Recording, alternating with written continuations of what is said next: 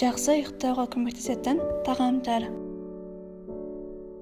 Сары жемістер: лимон, ананас, банан, цитрустар. Мелатонин адамның жақсы ұйықтауына көмектесетін басты гормондардың бірі. Ол ағзада өздігінен пайда бола алады және тағамдармен де келе алады. Зерттеулер нәтижесінде адам ағзасында 5-25 мг мелатонин бар екендігі анықталды. Таиландық университетте жүргізілген зерттеу бойынша 30 адамға сары жемістердің біреуін күнделікті беріп отырады. Бір апта ішінде алынған сараптамалар нәтижесінде бұл жемістер табиғи мелатонин бөлінуіне көмектесетіні анықталды. Әсіресе ананастар мелатониннің деңгейін 2,5 есеге көтереді. Каша. Кашаны таңертең жейді ғой, ұйқыға не қатысы бар деп ойлап отырған шығарсыз. Бірақ әңгіме сол мелатонинде.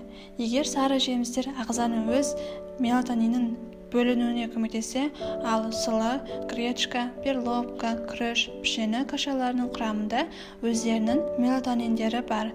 Және де кашалармен ағзаға баратын мелатонин мөлшері адам ағзасында өздігінен болатын мелатонин мөлшерімен шамалас. Сондықтан да осы тағамдар жақсы ұйықтауға септігін тигізеді. Черешня. Пенсильвания университетінің зерттеулерінің нәтижесі бойынша черешня шырыны ұйқы үшін өте пайдалы болып саналады. Егер бір апта бойы ұйықтар алдында бір стакан черешня шырыны ішсе, ұйқысыздық азайып, ұйқы сапасы жақсарады. Жаңғақтар. Триптопан атты амин қышқылдар қуану мен бақыт гормоны серотониннің бастапқы түрі болып табылады және оның ағзада азаюы ұйқысыздыққа алып келеді. Ал бұл триптопан жаңғақтар және индика мен балықтарда көп кездеседі. Шөп шайлары. Көптеген ғалымдар пайымдауынша түймедақ шайы ағзада глицин деңгейін көтереді.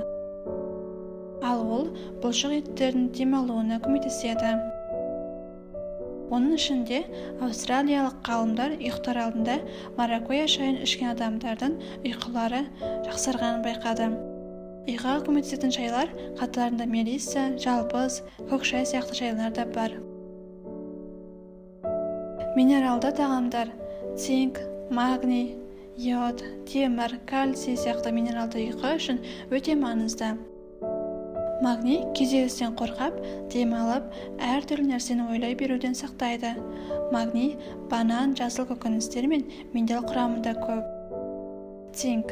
Цинк тек магний секілді күйзелісті жағдайлардан шығуына көмектеседі. Цинк пен жаңғақтар, бидай, минерал құрамында бар. Кальций.